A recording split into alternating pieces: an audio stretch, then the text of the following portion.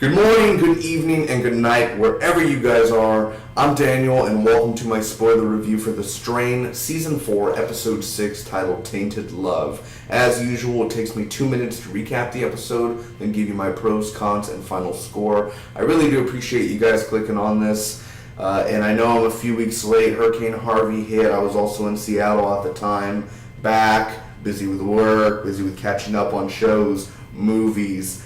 So much stuff going on, man. Canelo, Triple G, Mayweather, McGregor. I mean, we got everything going on, man. And everything's crazy around here. So I think it's time to get these reviews done and get them out for you. And for those who are watching and, you know, hear my opinion and whether you like or disagree, I do appreciate it, and I appreciate you. And I want to hear your feedback as well. Anyway, let's go. So we begin the episode with Icorst killing the mercenaries that were with Fett earlier on in the season. He ends up leaving one alive, and he steals their truck. Quinlan says Charlotte can't come because, you know, and what I agree and what I've been saying is that Charlotte is just slowing them down. Charlotte is a waste of a character and a waste of the actress' time. She was damn good in The Last Ship, and she's not needed in this show. I look at Charlotte and I'm like, why was she even put in this show? It's a waste of the actress's time, it's a waste of our time, and it's a waste of Fett's character development time. Okay, anyway, so she can't come and she don't want to go too. She ends up telling Fett. Zach and Abby are talking, you know, a little kiss on the cheek. She ends up having a boyfriend. He ends up seeing her kiss, a little tongue too. A little weird, but he sees it all, man. He's a little bit of a stalker there.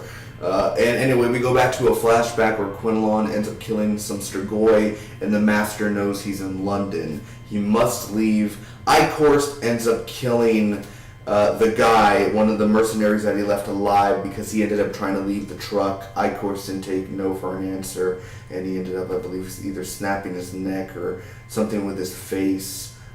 And Fett and Co. end up getting on the plane, him, Roman, and Quinlan. And then back to the flashback where it's Quinlan versus the Master. And he ends up visiting Quinlan's girlfriend. Mind you, the Master's the father and Quinlan's the son. Excuse me. Quinlan, he has a love interest in his flashback. The Master says he's going to go visit them, and he does. He ends up killing and turning the mom, or his girlfriend, and the daughter that Quinlan loved. So Zach ends up letting Abby die. He's jealous because he's a little bitch, and he lets Abby die again because she has a boyfriend. Oh, she doesn't pay attention to me, and she's just trying to be nice and trying to be cool. Dude, you're lucky if you could have her as a friend and you end up letting her die. You are seriously a dick 101, and you need to get shot immediately. So anyway, she's a Strigoi now. Fett and Co. are on the plane, and Charlotte stops Icorst from killing Fett and them on the plane with his turret. And she ends up surviving and walking off, never to be seen again. Now on to the pros, cons, and final score. Starting off with the pros, as always, Icorst. The actor who plays him, man, is so damn good and has so much. Every single time he's in a scene, it's either bone-chilling, it's funny, it's dramatic, it's scary, it's intimidating. There's so many emotions with a bunch of Icorst scenes. And he could easily walk up and, you know, sit down, have a drink, and then he ends up just going all ape shit on you. So either way, Icorst, a bunch of the action scenes that he did in this episode, even with the turret at the end, and next to the guy in the truck, and he turns off the radio, and everything that Icorst did, from even walking outside the woods, he was one of the strongest points of this episode, and one of the most entertaining factors and elements out of this episode as well. Abby, Zach's a dick, Zach is a douche, and Zach deserves to die Salem witch trial way. But, Abby, poor little thing, had to die. I knew that was going to end up happening, somehow that she would end up being his slave. I didn't actually. I was thinking they'd do it, and then I was like, no, maybe they do something else, or maybe they actually get together. But she has a boyfriend. I didn't even see that coming, and then he ends up. So they went a whole 360 on me. But with that, Abby, man, I thought she was a really cool character for what she was with Zach. I mean, she actually made the Zach scenes tolerable, and then once she died and what Zach did, it was like, yeah, I forgot why I hate Zach so much. Now, last episode was probably the weakest episode out of the whole season. I gave last episode 5, a C. With this, and the greatest thing about the last episode was the flashbacks, and it's the same here. Just like Icor's, the flashbacks are the best thing about this episode. Quinlan, Rupert Perry-Jones, who plays Quinlan, is fantastic.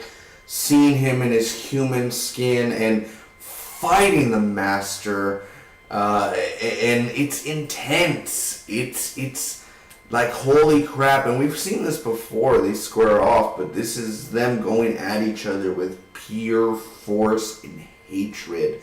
And fighting the Master, like Season 1 Master, CGI and everything, makes him look more intimidating than the Bolivar one or the Palmer one. You know what I'm saying? This one is the design and the effects and the sound is perfect. Now, I did see this episode either a few weeks ago or such, or maybe a week ago, honestly. It feels like it's been a little while since I've seen this, either 2-3 weeks or a week. It could be. But when I last saw this episode, I do have to say it was emotional with the family, with Quinlan when he went back and saw his girlfriend and the daughter. I don't know if I broke down and cried fully or if I just had a single tear drop. I'm not sure which one, but overall it was still a very emotional scene. And again, flashback and I-Course are basically the strongest points out of this whole entire episode. Now, the two things that really piss me off in this episode, the two major factors of this episode that I just don't get and I don't care, and we'll get into it right now. Obviously, Zach's a douche. Zach's horrible. Respect the actor, but hate the fucking character. He's horrible as hell. But with this, Charlotte, you know, she hasn't been on screen so much over the past 6 episodes, but with the, you know, I'd say maybe close to 15 minutes of screen time or 20 minutes of screen time in total out of all 6 episodes, probably less than that, about 10 minutes, 15 minutes. Either way, what a waste of a character and what a waste of time when you should have introduced her back in season 2 or season 3. Giving Fett a new love interest, and I thought it could work, and after an episode I was like, this ain't gonna work, this is gonna be horrible, and it was. It wasn't needed. Oh, she's here, and then she doesn't want to continue, and it's like, well, bye-bye, get out of my face, you're not needed anymore. And then she's helping them with the sniper at the end, shooting Icorst. Apparently Icorst doesn't give a to go kill her, apparently, because Icorst killed the guy in the tower. He could easily go and snap her neck. He didn't do that. She just walks away scot-free. And it's just like, okay, I guess, whatever. It's stupid. But other than that, I don't really have much complaints for this episode. Flashbacks and Icorst are the best things. Zach and Charlotte are the worst things of this episode. And it was a little more slower with Fett and his storyline and such. It's always fun to see Fett. Fett's my favorite character, as well as Ephraim and Satrakian and Dutch and everybody else. I love them all. And Quinlan, but yeah, it was more slower paced this episode in a sense. Pick it up. We're only a few episodes from the finale. You got 3 hours left. Come on, pick it up. Get it going. Get back to New York or Manhattan. You need to hurry up. They introduce a new character and he dies. They introduce this character and he dies because everybody freaking dies. Ladies and gentlemen, boys and girls, I'm going to give this episode of The Strain a solid B. Overall, I thought it was just a good episode. Nothing too great about it, nothing too bad about it. Just right there in the middle. I really do appreciate it, guys. For those who end up enjoying this, make sure to like, comment, share, and hit that subscribe button. And I'll be seeing you guys later.